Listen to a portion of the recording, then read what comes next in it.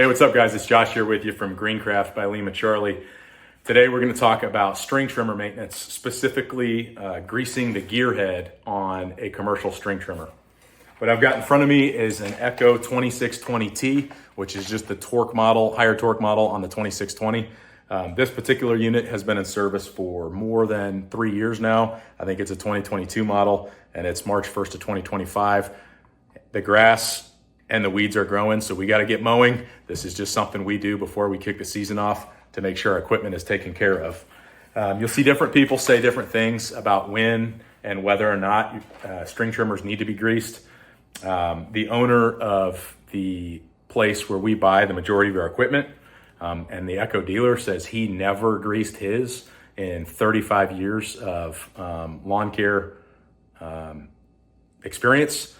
I don't personally prescribe to that. I think that anything that has moving components that gets hot and it's mechanical likes to be lubricated. And if you look in the owner's manual for this particular unit, it does call for greasing of this gearbox.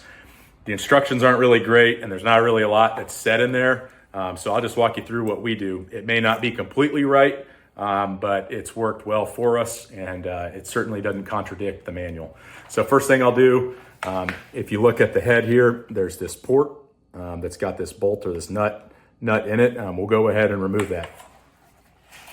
Okay, I got like on this particular unit, it's a 13 millimeter head on a 1/4 inch drive ratchet.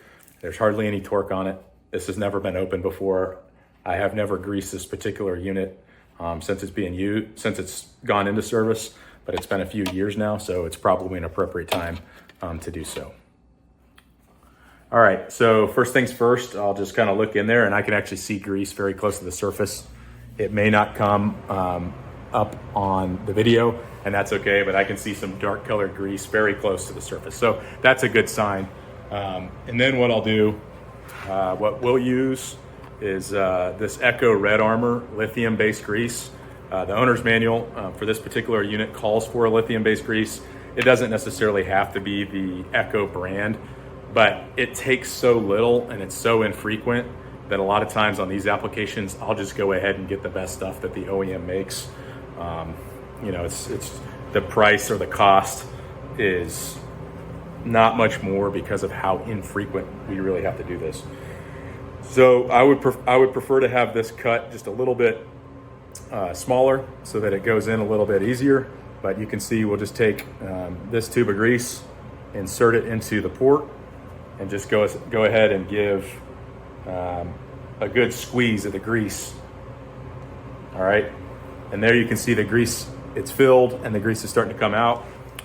What a lot of guys will do and what the manual calls for is go ahead and spin your head a couple different times in a couple different directions, and that's definitely a good practice. In this case, this particular unit was already pretty full and I just put grease in it and it's still full. So really the grease isn't gonna go anywhere by turning the gears, and that's okay. I'd rather have it topped off on grease than not have any in it. So go ahead and put the grease away.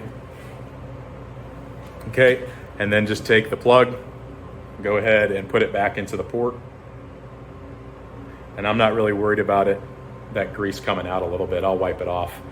All right, there we go. I got it finger tight.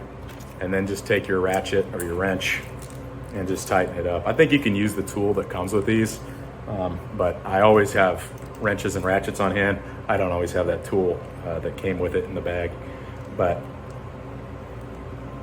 it wasn't torqued down very tight from the factory, and I'm not gonna torque it any tighter than it was. So just make sure it's snug. It's not gonna go anywhere. And you really shouldn't have much grease being burned up, or certainly not exiting the head as you use it. So if you've got that going on, you probably have something else going on. And so that's what we've got. I tightened it back up, just kind of wrist tight, hand tight. And if I didn't want to, I could probably not look at this for another few years. I'll choose to look at it before the start of next season, or if I notice something's hot or it needs attention, I'll look at it later this season. But you know, we got a long season here in Texas, and this will probably be good for the rest of the season. So Shop Cat just knock down a board, if you're wondering what that is. But anyway, so I got my 2620 here, Echo, ready to go for the season.